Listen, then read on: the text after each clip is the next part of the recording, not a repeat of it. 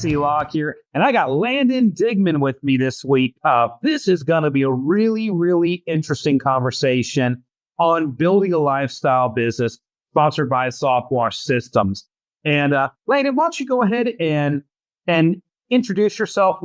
Give us a little background on you, the name of your company, where you're at, all that kind of stuff, so people know where you're at here in the United States. Yeah, so my name's Landon Dingman. I am 18 years old. I just graduated high school about 3 weeks ago today, I think. Congratulations. Thank you very much. I'm living in Tacoma, Washington, just south of Seattle, and the name of my company is Orca Pro Wash. And so there's a little background as to why you named it Orca Pro Wash. Yeah, so we were pondering the name for a while. It took us longer to come up with a name than it did to actually make the decision to buy the equipment. Yes. But the reason behind Orca is there was no one in the area that really had anything like it. It was very unique to the area. It's the Washington mammal, endangered species. So I figured, and also Wise Coatings really played a role in that name because I saw their elephant and I just loved at a mascot. So I really wanted to do that. And now my vision for it is naming trucks after orcas that we're adopting through a certain care.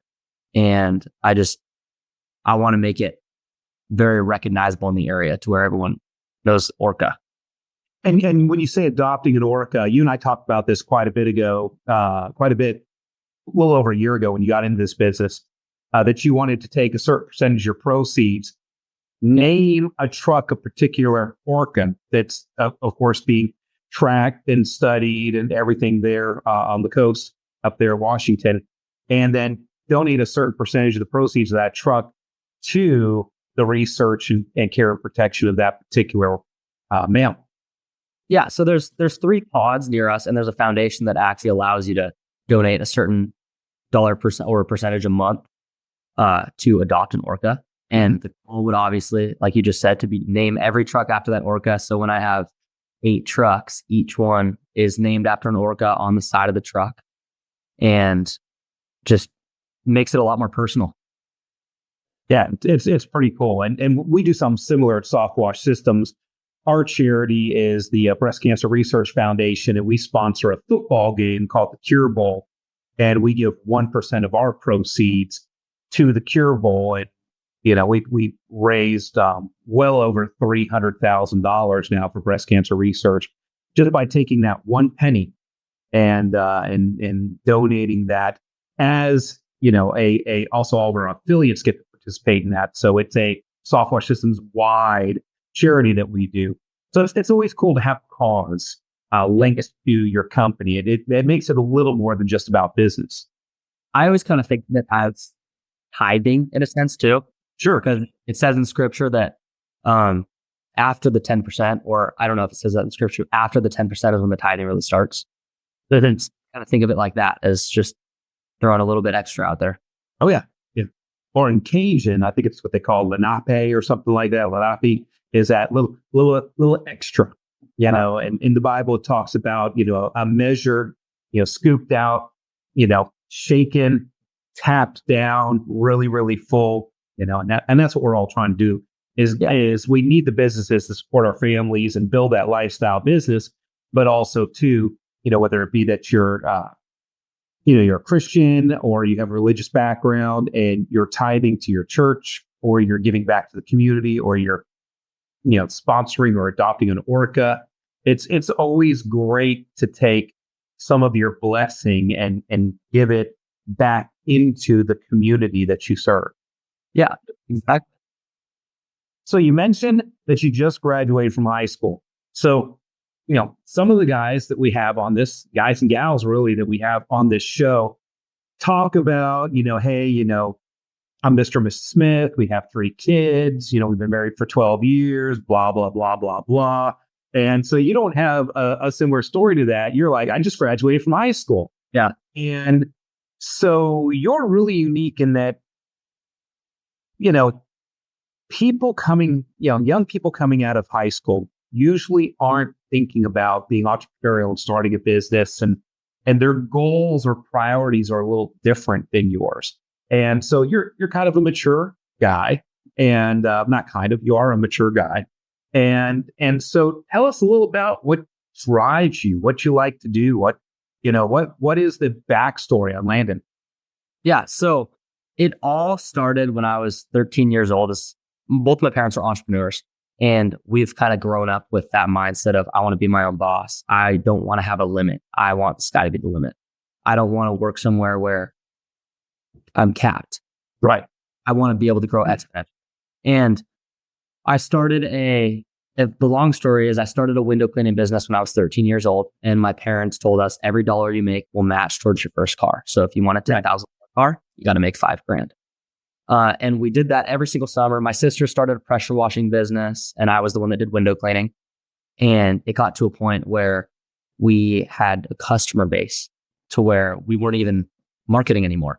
The summer would start. We would finish school for that year, and our whole summer was booked with jobs. And that went all the way until my junior year, which was a half ago. And I got an opportunity to clean 40 apartment buildings, the siding. And you don't want to pressure wash, it was vinyl siding. So started looking into soft washing, found the Taco, which is that demo unit you guys have. Right. And the plan was to buy the Taco. We affectionately call that the gateway drug, because a lot of people look at the Taco and they go, that's cute, that's really nice, and show me more. And then that leads to other things. So, and then you buy something 10 times more expensive. Yeah. But we're going to look into the Taco. I was going to do the whole job, sell the Taco, and then go to college. And that was the kind of job that pays for your first 2 years of college. Right. So it would have been huge. Next thing we know, 2 weeks after looking at the Taco, I'm at Discover SoftWash. And then a month after that, I have a truck. And I would say, as far as really picking it up, I didn't do that until January this year. I started the business in May. Last year, from May to December 31st, we only did $35,000 in revenue, which I was a 17-year-old kid. I wouldn't call myself mature yet. I'm still getting there. But I still was deciding between college and running a business full time. And it was kind of still hitting me that this would be my last summer with my friends. This would be my last year with my friends. So let's back up just a hair there, because you mentioned that you got into this business, and you talked about your sister starting her pressure washing company, you starting the window cleaning company, and your parents saying, hey, whatever you earn, we'll double whatever you earn. So if you earn $5,000, you get $10,000, help you buy your first car and all. And you built up a customer base between your sister's business and your business. Your sister, of course, so everybody knows on the podcast here, she got to the point where she went to college and did college and kind of relinquished the business, and you inherited those customers and your window cleaning customers. And you weren't just starting your business this last year. You had, several years of customers, albeit it was kind of a side hustle business for students while they were in college. You did have some customers that you were able to roll up into this business. And that was a blessing in of itself. Yeah. And it was funny. I was looking through photos the other day, and I found a photo of me organizing all my window cleaning gear from 2021. Yeah. 2022. And it was in the corner of my garage, one shelf with my little pure water system and my water fed pool and a couple squeegees. And then I look out there and I have a shelf with 30 gallons of chemical and 5-gallon drums of. I've got a picture here on my desk somewhere. I don't want to dig for it right now, but you've probably seen it, where my first year in business, I took in my bedroom at my parents' house, and I put a desk in there with quant board, and it was the week I sold my first week that I did $4,500 in sales that week. And I had all the tickets pinned up on the cork board, and I had a Tandy TRS 80 computer on the desk. And it looks so archaic, but yeah, you look at those pictures and you look back to back then, and you look to now, and you go, holy smokes. just what a difference just a year or so makes, you know? Yeah. And I thought it was so cool, me having that little tiny corner organized with the one shelf. And then I look inside and I got a truck beside, $120,000 truck. right? Yeah.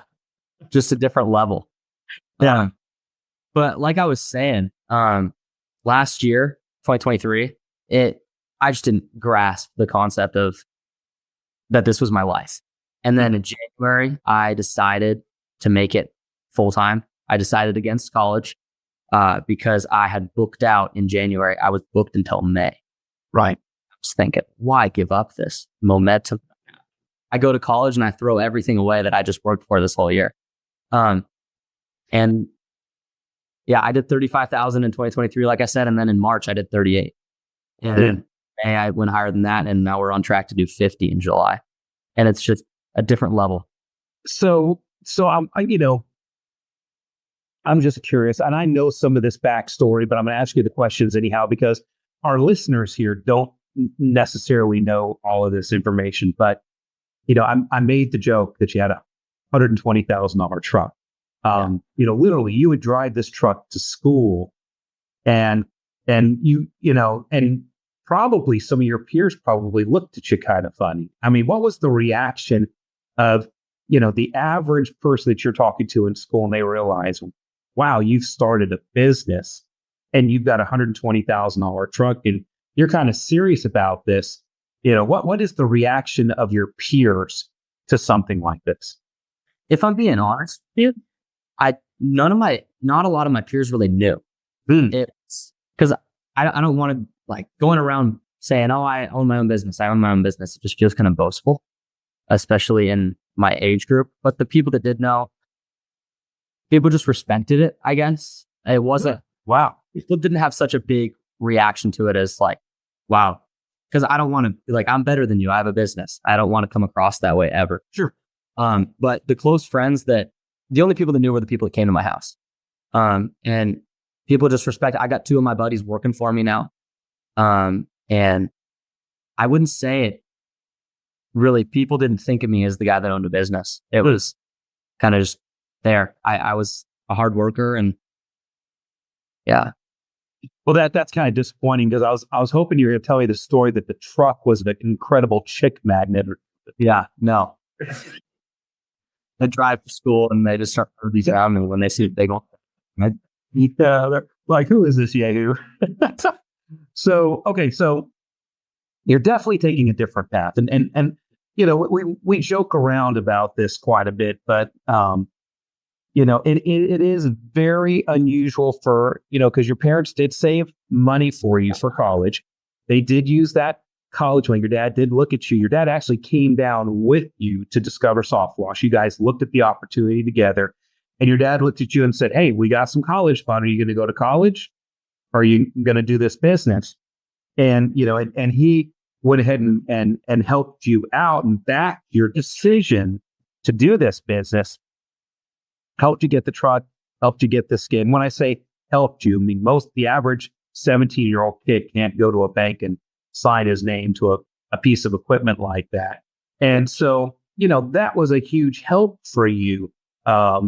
But it's a completely different mindset. I'm not going to college. I'm gonna become a roof cleaner. And, most people are like, roof cleaner, soft washer, a power washer.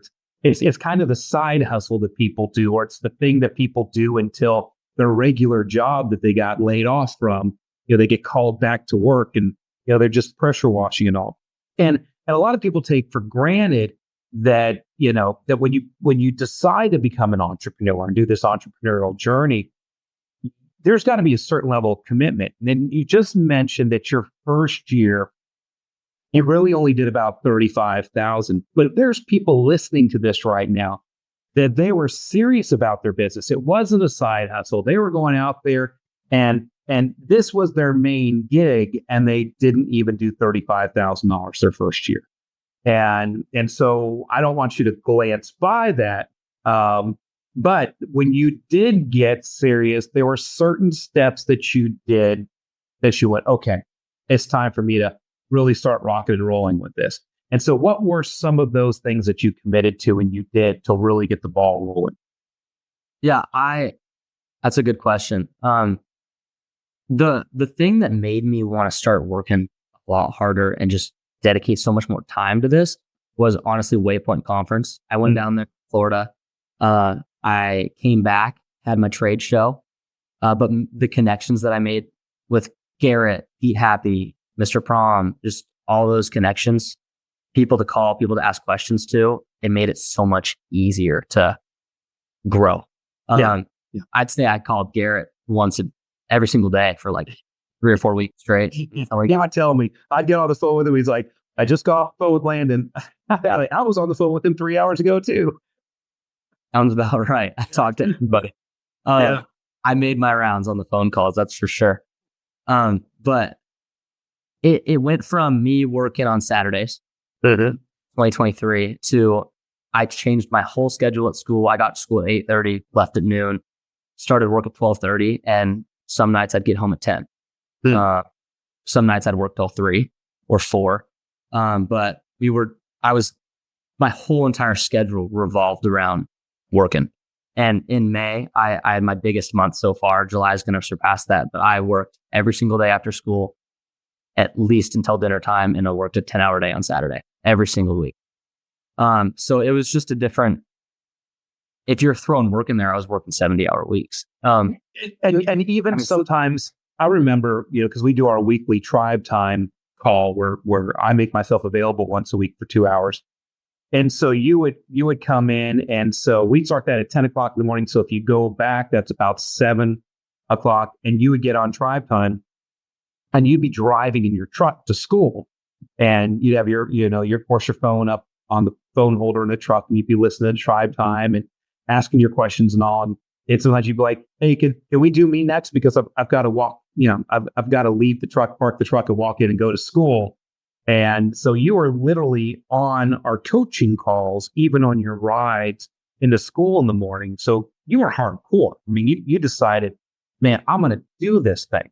And going to Waypoint got you energized. And again, the contacts that you made, the networking that you did at our Waypoint convention that we have for SoftWash systems, you're like, man, I'm excited about this. I've got a great opportunity. I'm all in. And you came back, and what was one of the first big things that you did that really was that turning point for the business? It was the trade show. So what do you mean by the trade show? What did you do? So I got back from Waypoint, and I had 3 days to prepare for the Tacoma Home and Garden Show, is the show that I did, which it's at the Tacoma Dome, which is a big place in Tacoma. And it was a 4-day show. Which by the way, a SoftWash Systems licensed affiliate cleaned the Tacoma Dome. Yeah. I did hear about that. Yeah. But yeah, I had 4 days to prepare. The show was 4 days long, 4 days, 8 hours a day. It was busy, and I didn't really know what to expect going into it. And I came out with 94 leads, I think it was. Might have been 84 or 94. And that show booked me until May. And I'm still doing jobs. I just made some calls today, scheduled out a few people I never got a hold of from that show. Have you been looking for an investor-grade home service business opportunity? SoftWash Systems is what you've been looking for. Come to Discover SoftWash and discover your potential. Learn how we provide you with the equipment, chemicals, education, and support for your soft washing business.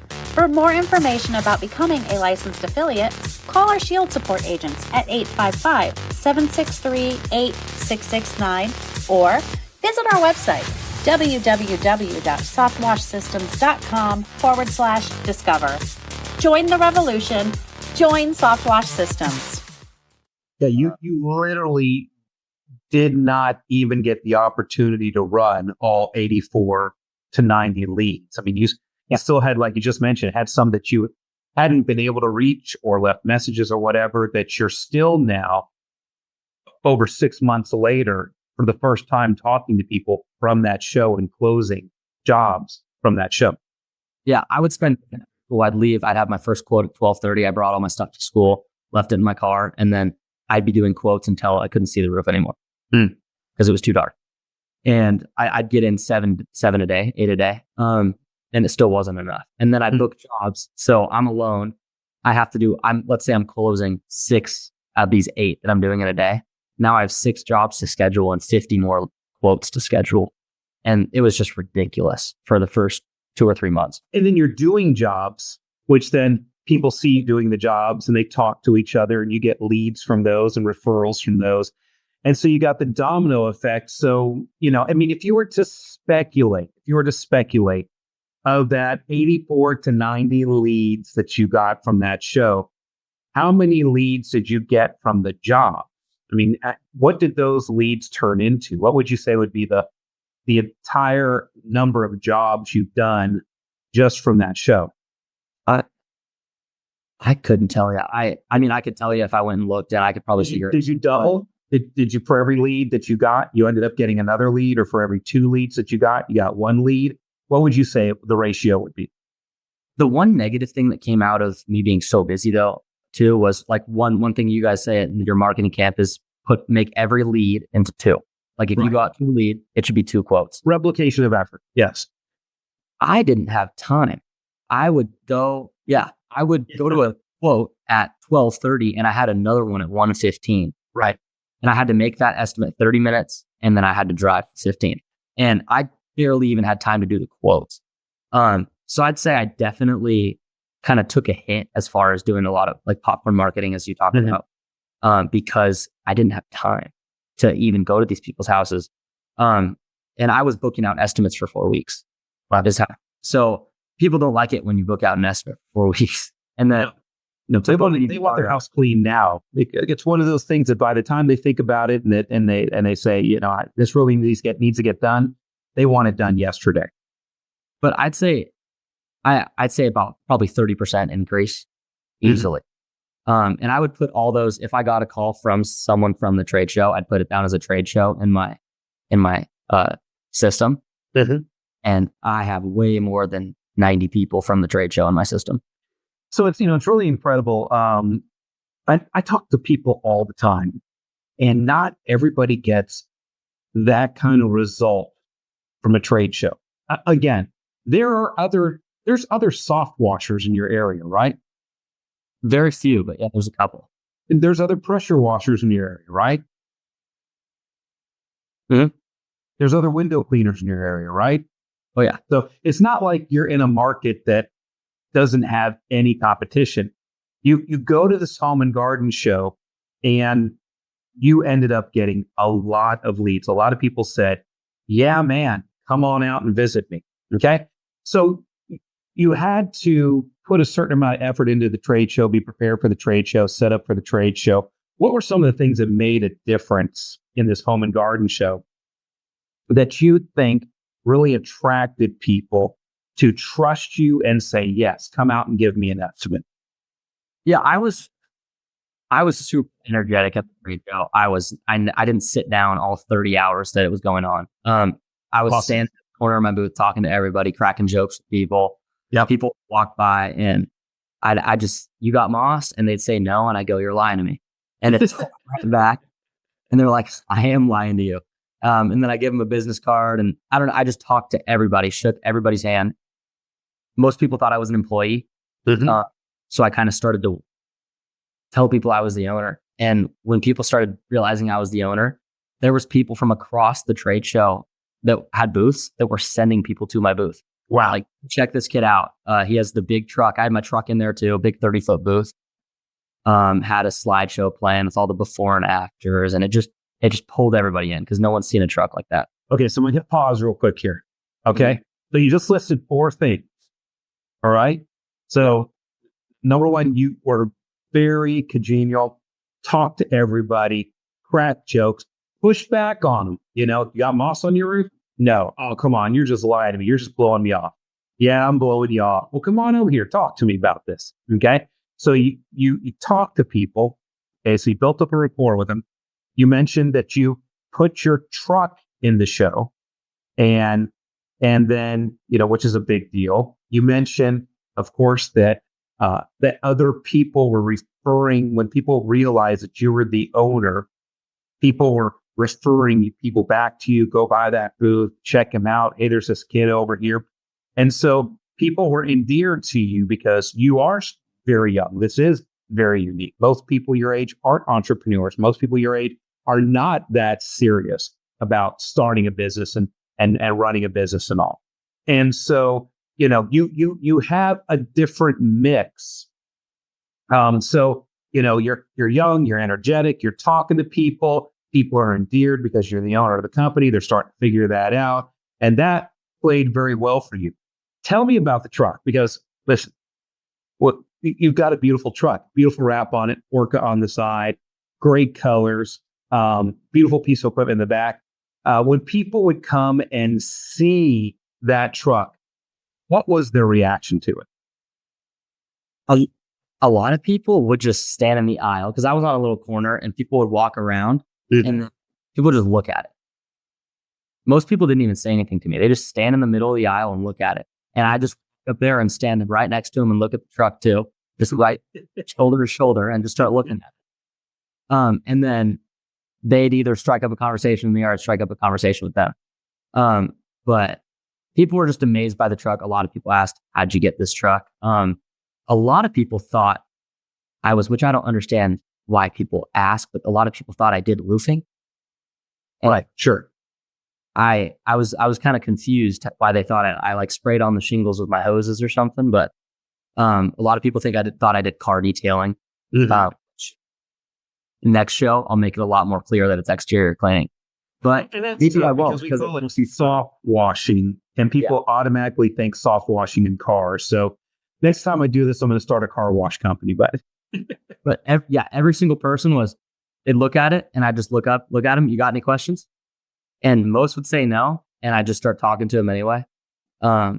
It's kind of just talking to people. People at trade shows just sit down in their chair and look at their phones and wait for someone to talk to them. Right. And you guys stand me crazy. They put a table out with a candy jar on it. They got this thing between them and the public, and they sit on their chair and they look at their phone and they don't engage. And that's the dumbest thing in the world. Yeah. And like, I had a bowl of candy, and every time a kid would come up or anybody would come up, like let's say a kid came up and asked me for a piece of candy, I would always say, yeah, but your mom has to take a business card. And the mom's always sitting there, and we'd trade. So she would take the business card to her mom, and I'd give her a piece of candy, but just being energetic. That's what I did. Is just being happy, having a smile on your face, and talking to everybody. So I know some of our people do like a free drawing for something. Did you do a free drawing for something? I did. I did a roof cleaning. Okay. Do you think that made a big difference? Do you think people were entering to get the free roof cleaning? I think it drew a lot of people in. What I did is they would see the roof cleaning sign, obviously, and then I would stamp their paper if they wanted an estimate. So I'd ask them if they wanted an estimate. Because no one's going to enter for a free roof cleaning if they have a clean roof. Right. Everybody has a dirty roof that's entering that giveaway. Yes. So that's why I did it that way. And then I'd say out of the 94 leads that I got, I stamped 85 of them to 90 of them. Because everybody wanted quotes. And there was a few people that couldn't afford it. And I ended up giving it to a lady that her husband had just passed away. So I did pick and choose out of it, but it was her husband passed away. She couldn't afford the roof cleaning. She didn't have maintenance on her home. And I was going to do a drawing, but when I met that lady, I just knew I was going to give it to her. So I just gave it to her. You know, that, and that's real important for people to realize. It's real important to do the right thing. And, and this is not tooting our horn at all. We're not toot or anything else like that. It's just, we're encouraging other people to do this kind of stuff. When you see people in need, it's good to take care of them. So I've got Megan, and she runs our SoftWash Systems, the Seminole County branch. And it's basically the branch that we've put together. That's the demo branch for people to come in and see all the soft serve system working and to be able to come and see a working, functioning branch at our facility. And so Megan, every once in a while, when she's out doing quotes, runs into somebody that just absolutely can't afford it. They're either a cancer patient or widow or widower, or they're just overwhelmed with the maintenance of their home, and they just can't afford to do it. And they thought it was going to be way, way, way, way cheaper than we actually are, because we are by far the most expensive company in our area. And she'll text me and she'll say, "Hey, I'm in front of this lady, and she only has $300 budgeted, and I just quoted her house that's $2,500. There's no way she could ever afford this." And so so many, many, many times we just clean people's houses for nothing. Yeah. And sometimes it works out for us because sometimes we do need guinea pig houses for Top Gun School or Discover SoftWash or something like that. Those are, smaller jobs. But sometimes we just go and clean them because it's the right thing to do, because sometimes there are people out there that are in need that just don't have it in their budget. It's not like they're broke or destitute. They just don't have it in their budget. And that kind of goodwill, number one, you do it because it's right. Number two, it generally really pays off because then they share that you did that with other people and it gets you other business. So it's not like you had to go long without the return in revenues. It's almost like marketing money well spent. And so generally, if you take care of people, the world is round. What goes around comes around. It generally comes back to you pretty short order. Yeah, 100%. Yeah. All right. So you've come out of this home and garden show. You had a really, really good response. You're doing really well with the company, and you're starting to get overwhelmed. And I remember the day that you called me and you said, "I can't get to the estimates. I can't get the work done. I'm turning people away. What do I need to do?"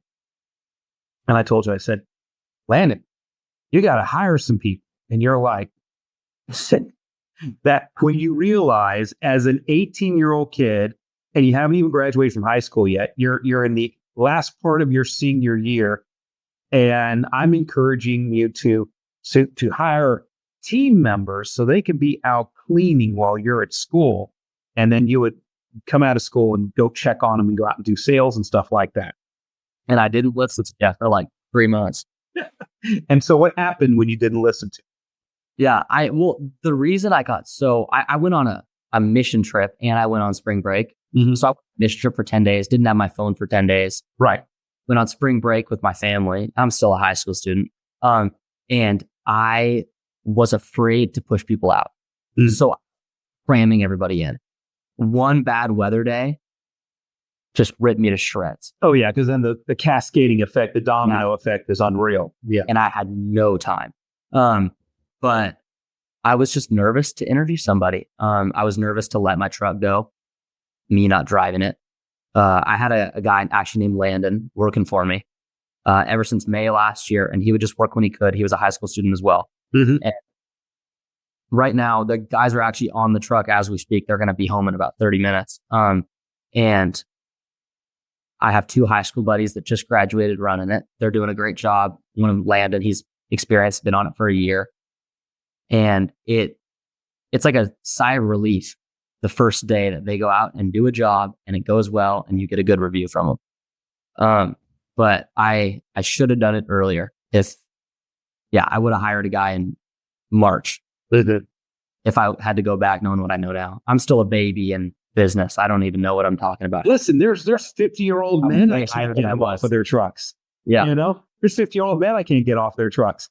And it's so scary. It's like nobody's going to do it as good as I can. Nobody's going to be as quick as I am. I don't want to have to pay for any dead plants or screwed up paint or hardware screwed up on doors on houses and stuff like that. I'm too afraid and nervous to put a team in this truck and train them well and let them go. And which is true. Yeah. At times you're going to take a little bit of a hit in speed. The other day, the guys were on a job that needed to be done by 3 and it was 1 p.m. and they were halfway done. And I went out and I just threw on my jeans and went out and did it. And I finished it in an hour and a half. And I'm obviously going to work faster because it's mine and I care so much about it, but it's either that or you don't grow. Right. And so it's nervous it's kind of unnerving to do that, to hire a team to do that for you. But it does free you up to get more done. So you put the team out there, they're doing a good job, they're getting good reviews. They're never going to be as fast as you. I'm turning 55 in September, and I can still, to this date, work 9 out of 10 soft washers across this country into the ground for a day, probably. Yeah. It's like the Toby Keith song. I'm not as good as I once was, but I'm as good once as I ever was. But people, you have an unrealistic expectation. You have a bar that you set too high, and that's unsustainable. And you're not going to build a business. You got to learn to build a business that you can put a team out there, and they're going to work about 70% as hard as you will. But also too, they need to slow down so they do a good job and they don't kill plants. And you don't want them rolling the dice, and doing a good job. And so now that's freed you up to do more what? Sales.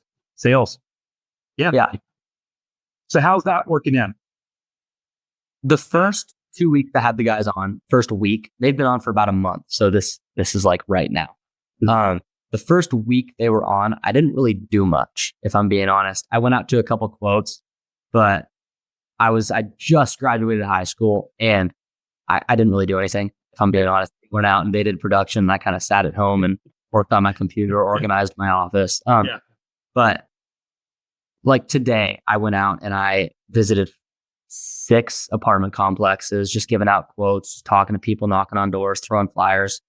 And I love doing that. I love going out and talking to people versus doing the work I'm not as much a fan of, but I enjoy talking to people. So I'm a lot happier now that I'm out doing what I love versus doing the labor.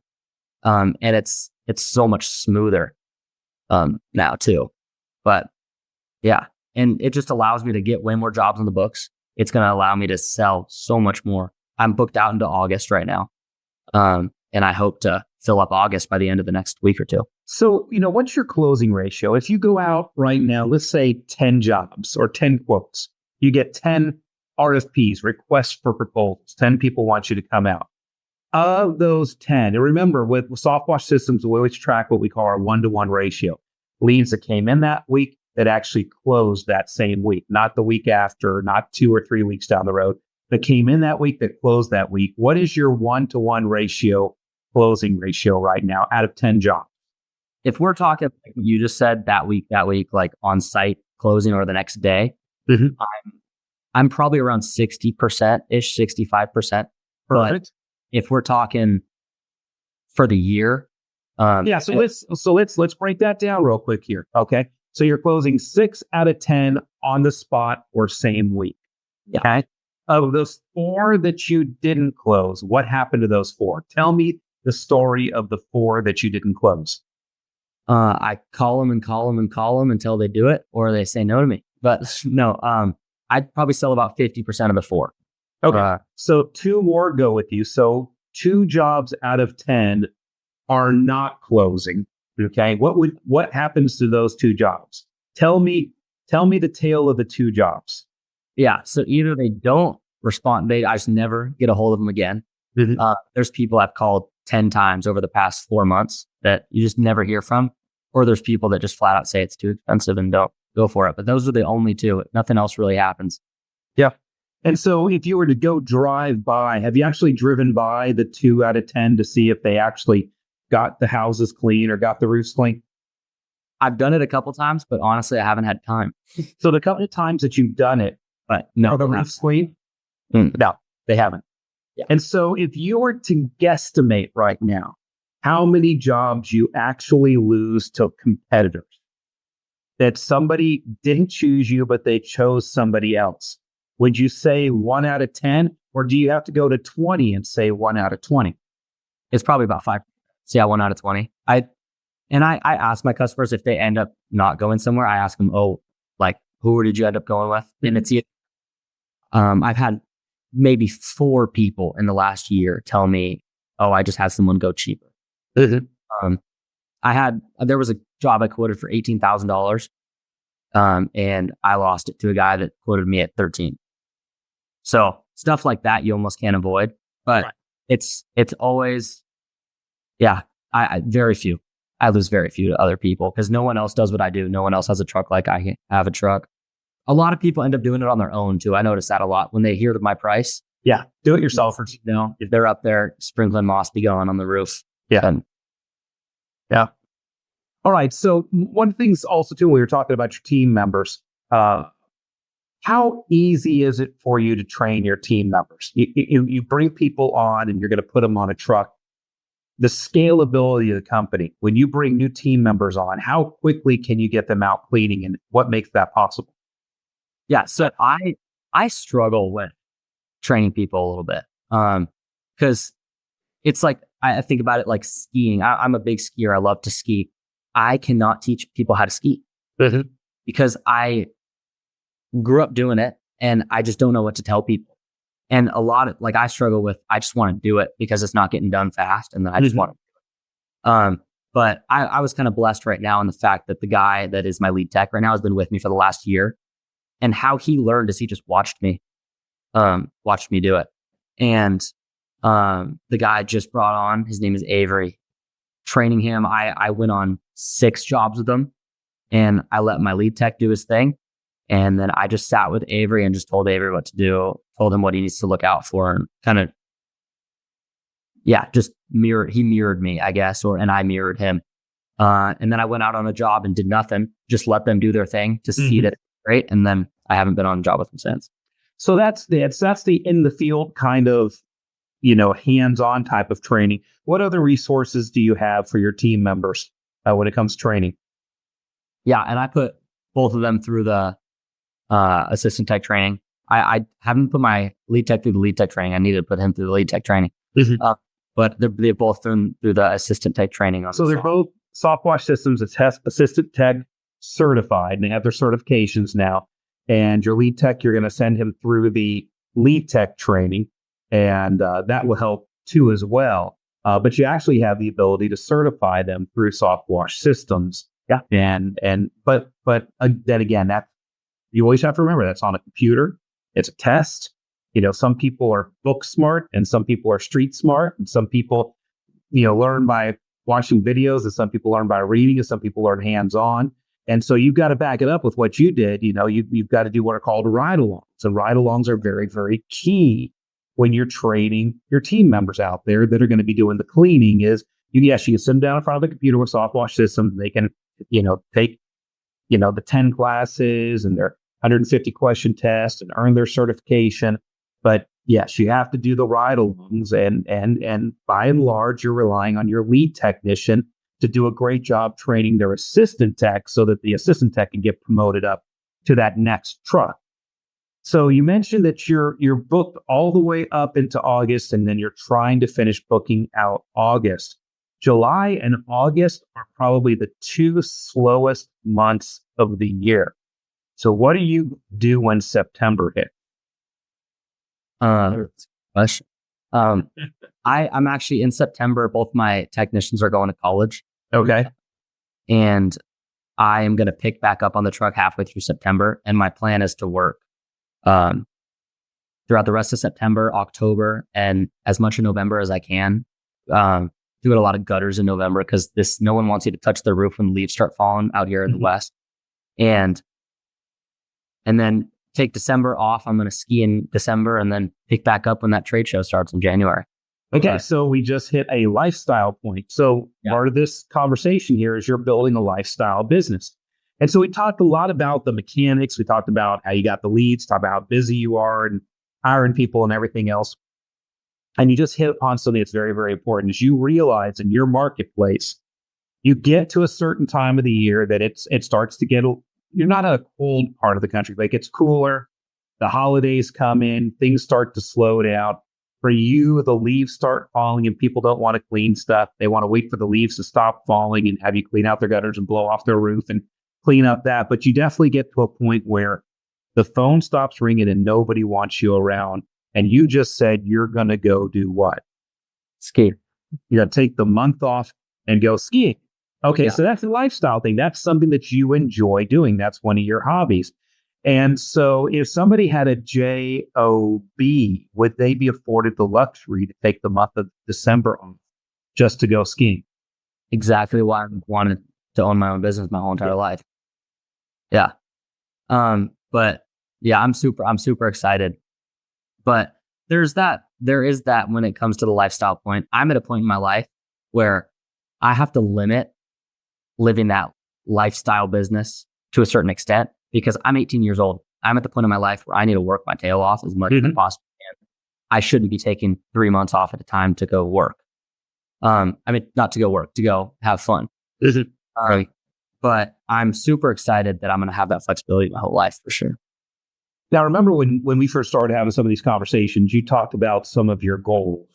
And, you were like, well, AC, when do you think I could hit 1 million? What do you think I'm going to be able to do? Because you're watching me. I mean, I'm 55 now, but I started my cleaning company at 21, 20, about 21 and a half. Wasn't quite 22 yet.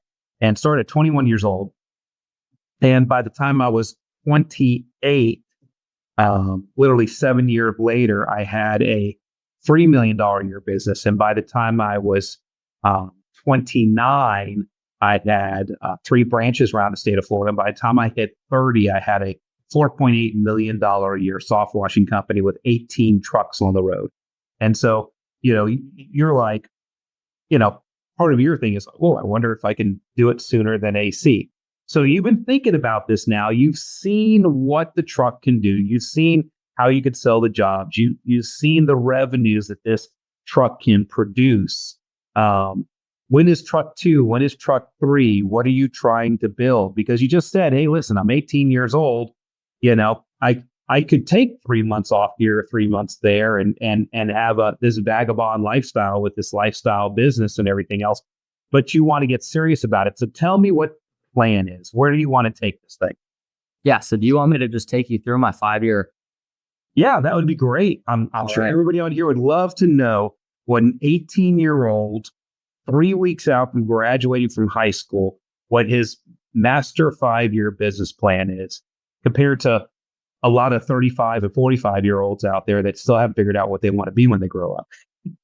Yeah, 100%. So the plan right now is finish out this year, start off next year strong. I want to get a salesman next year. I want to get an admin. I want 2 technicians. I don't want to work on the truck at all next year. I want to be completely off because I'll be working on it at the end of this year as well.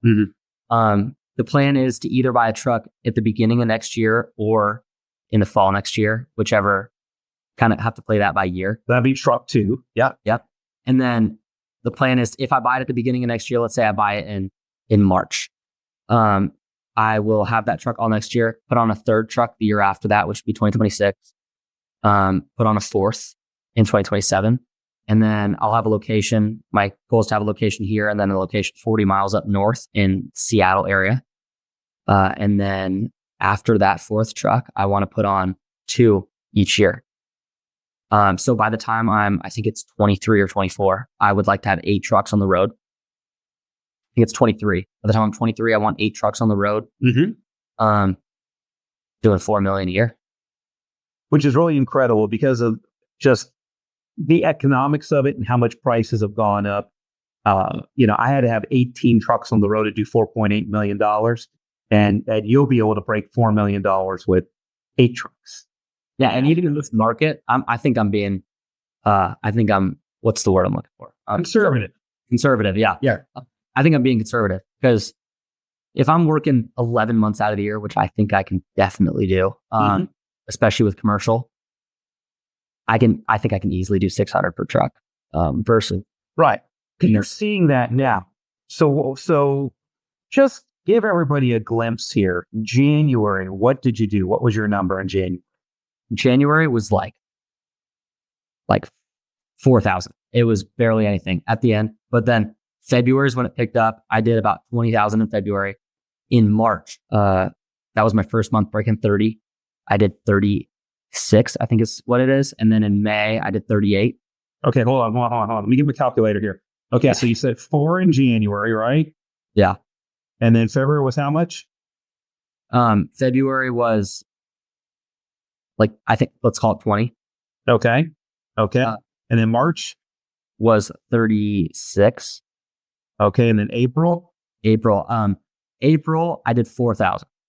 Okay. Because you mentioned you went away for spring break and you did a mission trip and stuff like that. So lifestyle business stuff, right? Yeah. Did it because you could, right? Mhm. Okay, so 4,000. Okay, May. And then May, I did 32.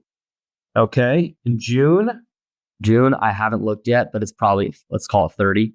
Okay, It's definitely in July. What do you think you're going to do in July? right now I have scheduled 46,000 and I have 4 days left to schedule. So Okay, so let's call it 50. 50. And to do 50 grand with one truck in July, that's awesome. That's awesome. So you're about where SoftWash Systems in Seminole County is. We'll do like 45,000 this July, and July will be our best month ever in business. We're 1 year old company, still one truck on the road. I spend 1 hour a week in that business. Megan handles everything. She's on the same, SoftWash Academy Online, doing all the same things you are. She's just following the model like you are. All right, so you're at $176,000 with a couple goose egg months, January and April. Okay, so you certainly could have done $200,000, and then if you just did the same the second half of this year, you're looking at a $350,000 to $400,000 year with one truck, and a good portion of your year was you being a high school senior, which I think is pretty incredible. Yeah. Thank you very much. Yep. And so if you keep doing, if your July becomes your regular month, which it should, because July should actually be a down month. If you did 11 months at 50,000, that's $550,000. If you take that 550 and multiply that by your 8 trucks, that's $4.4 million. And I think you'll be pretty happy with a $4.4 million company. Even if you're just 25 years old, you will have beaten me by 4 years. And I'll be super happy to give you that trophy. Sounds good. That's what makes it fun for me. That's what makes it fun for me is that I don't care anymore about all of my records and my trophies. I've done it all, I've got over my left hand shoulder over here, I've got my Redfish Tour National Championship trophy where, my rookie season, I won the national championship for the Redfish Tour. I couldn't do anything better than that after that on the Redfish Tour. And so, I've done a lot of great things. So my life now is in the significance phase where I'm just trying to help people like you achieve your life's goals and dreams. So, man, if you could hit that, $4 million plus mark for the age 25, there's a guy in Atlanta right now. His name is Wesley, and he owns Wise Guys Roof and Exterior Cleaning, and he's in Atlanta, and he's got a buttload of trucks on the road. I think it's 10 trucks. 10 trucks. And I'm not sure what he's doing in revenues, but he's trying to put more trucks on the road. And so I was teasing him the other day. I said, "Hey, only 8 more trucks to go, and you break the Mallard record." And somebody was like, "Oh, he's just tooting his horn." I said, "No, Wesley and I, we've talked about this. His stated goal was to one day break the Mallard record." And I just think it's really, really, really cool that he's doing that, because I want people to break my records. I want people to do better than me. I want people to rise to new heights. I want to see you, have a $4 to $5 million a year company by the time you're 25, because then I look at that and go, well, where are you going to be at 30? Where are you going to be at 35? If it's just, then you only grow 10 to 15% per year. By the time you're 40, you'll have a $25 million a year company if you only grow 15% per year. It's just mind blowing. And so, it just excites me. And you may not want it. You may go, "Hey, listen, at $4 or $5 million, I'm happy. And that gives me a great check. And I'm just going to stay there." But yeah, I know the cloth. I know your parents. I know you come from a long line of overachievers. And, so it'll be cool to watch you grow this thing for sure. Yeah, I'm stoked. I'm super excited to start kicking it in gear. I'm only 3 weeks in to full time. So yeah. I got a lot. 3 weeks into full time, and I got a lot more learning ahead of me though. I know nothing compared to people that have been in business. Well, luckily here at SoftWash Systems, you don't need to know a lot. All you got to do is follow the model. Just follow the model. Yep. Well, cool. Well, do you have any parting words that you would encourage anybody else that's out there, whether they're in your situation, looking at, do I go to college? Do I become an entrepreneur? Or anybody else looking at this opportunity called SoftWash Systems? What would you say to them? Yeah. I feel like one thing I've noticed in my age group is, this is kind of a little bit off topic, I guess, but I just met a group of guys in Gig Harbor, which is a place right next to me, that there's 3 of them, I think it is, that are not going to college and are starting their own businesses. Mm-hmm. And you don't have to necessarily go full steam ahead into that. 2 of these guys are taking a gap year, starting a business. If it goes well, they're going to run it full time. Right. And I just think that nowadays college isn't necessarily all that. I don't think you need college to be successful. Mm-hmm. And I'm super happy because these guys are like-minded with me. They have the same ambition as me, and they're going to be around.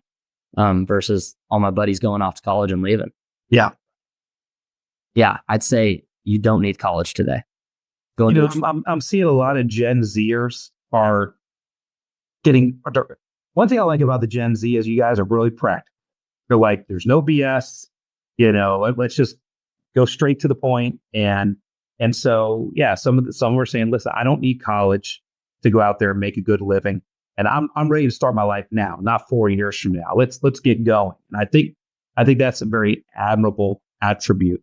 And so, and the second part of that question was, and if somebody else was looking at SoftWash Systems like you were about a year ago and getting ready to jump into your entrepreneurial journey with SoftWash Systems, what would you say to somebody that's looking at this particular opportunity? I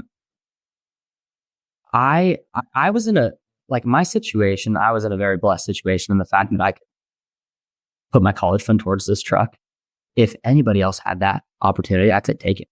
Because it's either you go to college, you get college paid for. I was going to get college paid for. And what I decided to do before I even decided to go to college was put my college fund towards the truck. And then if I want to go to college, I would do it myself. Right. I could easily make enough money to go to college through the summers using this business. But I would say take it, because it's either you're going to go to college and come out not knowing what you're going to make, not knowing what you're going to do, or you can start making money at 18 years old and have a 6-figure income at 19 years old. Yeah, and that's an incredible point you just made. You don't have to say no to college. Maybe this is the vehicle that helps you not only cash flow college and pay all your college bills, but start a business. And you're not saying I'm going to go right or I'm going to go left. I'm going to go college or I'm not going to go college. You're saying I'm going to go college and start a business and do it full time during the summers and as a side hustle while I'm in school. And maybe it takes me 5 years to get my degree instead of 4 years. But at the end of that, I pop out with a degree and a business. And that business then at that point, you cash flow college, so you have no debt. Your business has value. You've got customers. You've got an income, and now you have a degree. And it's a completely different position to be in than just borrowing money to go to college.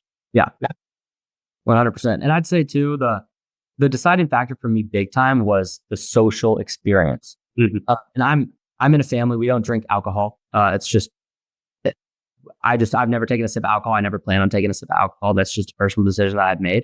Mm-hmm. So I'm not going for necessarily that sense of social interaction. If I went to college, I'd probably ski 100 days a year and flunk out. That's fine. I fished. Yeah. And at the end of the day, I'm going for 4 years. Don't know what else I'm going to come out with, but I had the decision to still ski, do what I want to do, and start taking control of my life right on. So, well, that's very, very good. Take the leap, because you can always go back to college. You can't always take the leap at 18 again. That's absolutely right. That's absolutely right. Just think of the compounding effect. I went from $83,000 my first year to $4.8 million in 8 years. And so, people can do that a lot faster nowadays with YouTube and things like SoftWash Systems and all the support that's out there. The accelerators are out there to have a large service business very, very quickly. Well, this has been a great conversation, man. I appreciate you. This is awesome. Thanks for having me on. Yeah, this is great.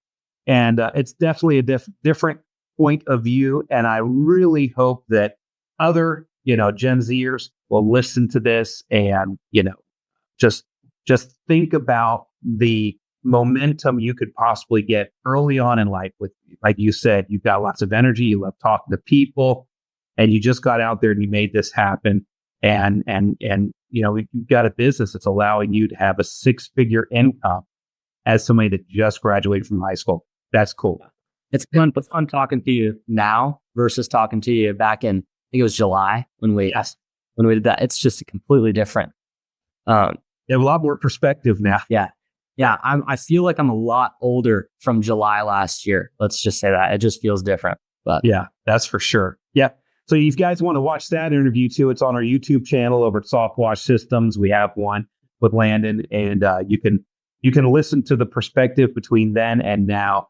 But hey guys, listen, if you want to get into soft washing, if you feel entrepreneurial, if you want to start your journey towards owning your own business, not having a job, if you want to be able to make a 6-figure income in the home service business and possibly grow your business into the millions and actually have a great asset that you can retire off of one day, which is a long way off for Landon, but we could talk about retirement one day. Hey, listen, check out SoftWash Systems. We'd love to have you come to one of our Discover SoftWashes and grow through our licensed affiliate program. We're in, I think it's 9 countries now, about 150 licensed affiliates. Licensed affiliates like Landon here with Orca Pro Wash there in Tacoma, Washington. Hey guys, as always, this is AC Lockyer. This is building a lifestyle business. Landon, I appreciate that. Yeah. Okay. Yeah. All right, guys, go forth to prosper. If you liked this podcast, go ahead and like it, share it. Go ahead and subscribe to our podcast for more great stories like this. As always, this is AC Lockyer. Go forth and prosper.